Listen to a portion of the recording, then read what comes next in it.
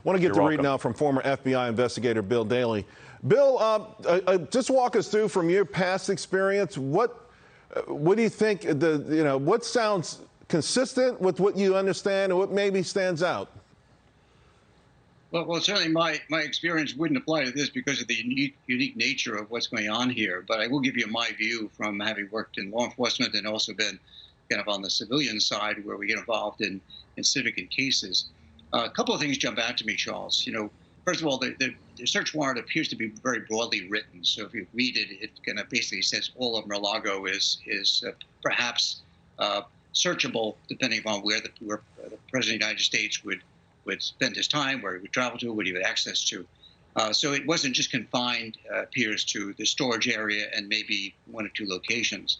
The other thing is that the big question here, and I think some of the panelists touched on it earlier, but I'd like to reiterate, the fact is, what really happened here, what transpired? So we've gone from being where there are some, private records that the president was saying he was holding on to in discussions back in June and seemed to be somewhat, I'm not going to say amicable. That's been characterized by several people being amicable and other people saying nothing about it. But I'd probably say there was discussions going on, but there's nothing that's happened since that time. So the question is, did this search kind of surface out of those discussions? These seem to be related to these high-level national security documents, which, apparently were not ones that were, subpoenaed, otherwise have been turned over back in June.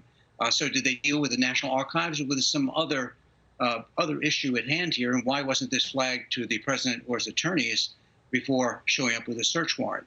So there are a couple of things here that are kind of still, we're trying to read tea leaves and kind of discern things from planet alignment, which gets very difficult.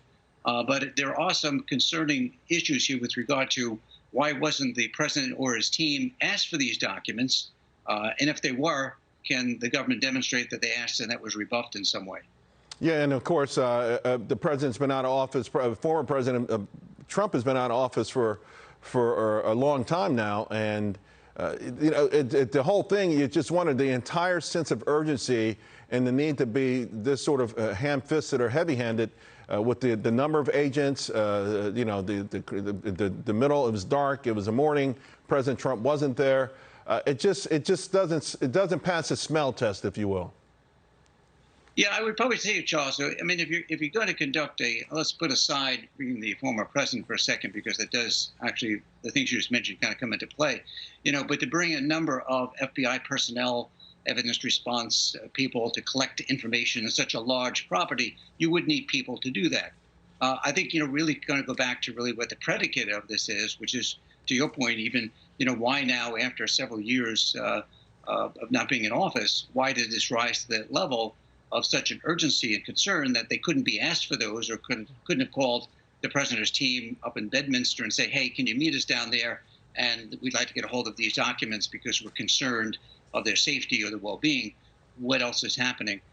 Something else that's kind of struck me the other day, it came from the White House during one of the White House briefings with the White House spokesperson when she mentioned the fact that the White House doesn't comment on any ongoing criminal investigations.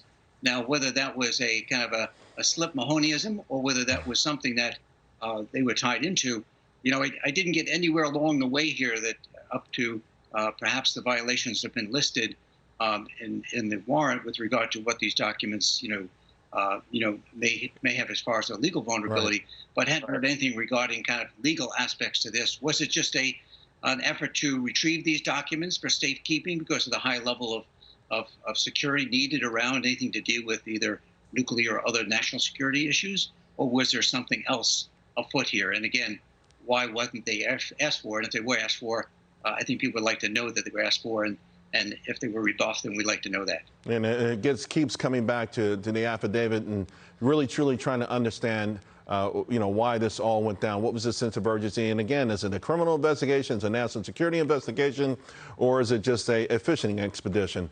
Bill, thank you very much. Appreciate it. Hey, Sean Hannity here. Hey, click here to subscribe to Fox News YouTube page and catch our hottest interviews and most compelling analysis. You will not get it anywhere else.